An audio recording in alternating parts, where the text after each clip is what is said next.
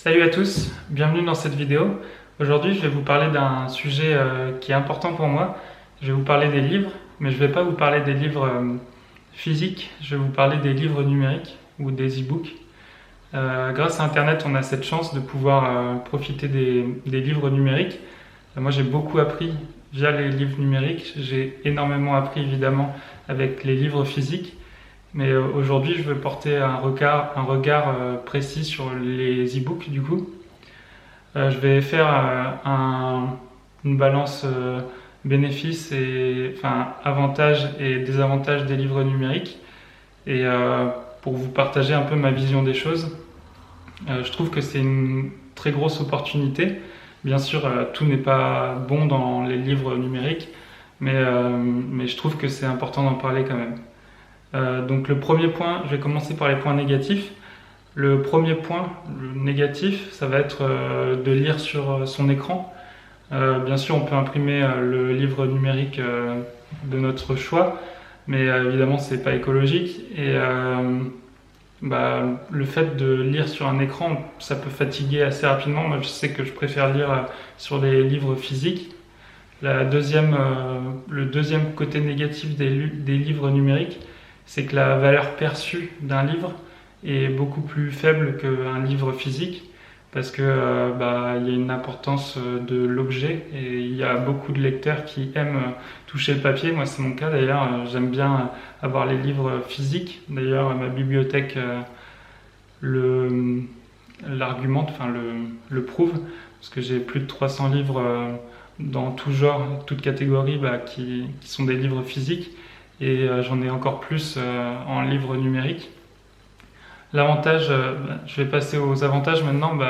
Les avantages des livres numériques, c'est leur prix. En général, ils sont moins chers. Enfin, là, on parle des livres officiels, on va dire, ceux qui sont publiés par des auteurs, des maisons d'édition. C'est des livres qui sont souvent moins chers. Il y a même des offres avec les différentes plateformes qui permettent de récupérer les livres parfois, par exemple pendant le confinement, à des prix dérisoires, voire gratuitement. Il y a l'avantage du prix, du coup, c'est souvent moins cher. La portabilité, c'est beaucoup moins encombrant. Dans une stratégie, dans un style de vie minimaliste, ça peut être très bien de collectionner plus les livres numériques que les livres physiques. C'est beaucoup moins d'encombrement, évidemment. Il y a l'avantage que si on est en voyage, c'est transportable. Du coup, ça permet de profiter des livres qu'on a envie de lire, même en voyage, et avec moins de poids, évidemment. Donc c'est hyper important, par exemple, pour les digital nomades. Après, il y a le fait que ce soit multiplateforme. On peut aussi bien... Moi, je sais que j'ai beaucoup lu de livres numériques sous forme de PDF. Parce que j'ai pas de liseuse et sous forme de PDF c'était du coup sur mon téléphone portable et à la fois quand j'en avais marre de lire sur un petit écran, je pouvais aussi bien lire sur mon écran d'ordinateur par exemple. Après, l'avantage des livres numériques, des e-books qu'on peut télécharger en cadeau par exemple, etc. Ça peut être aussi le fait qu'il y ait des liens cliquables. Du coup, avoir des liens cliquables, ça permet d'être redirigé directement vers ce que l'auteur est en train d'évoquer sur une vidéo, par exemple, ou alors sur un article spécifique, des références, etc. Ça, c'est aussi quelque chose qui est appréciable dans les livres numériques. Du coup, il y a aussi le coût de la multiplication. Si on est la personne qui diffuse son message et qui va transmettre son livre ou qui veut transmettre son livre et le diffuser, en tout cas diffuser son message à travers un livre, il y a le fait que c'est beaucoup moins cher de dupliquer chaque livre, étant donné qu'on n'a pas de coût de production. Du coup, ça peut être intéressant de commencer par un livre numérique, voir si ça marche et si votre vision se développe et a un écho envers votre audience.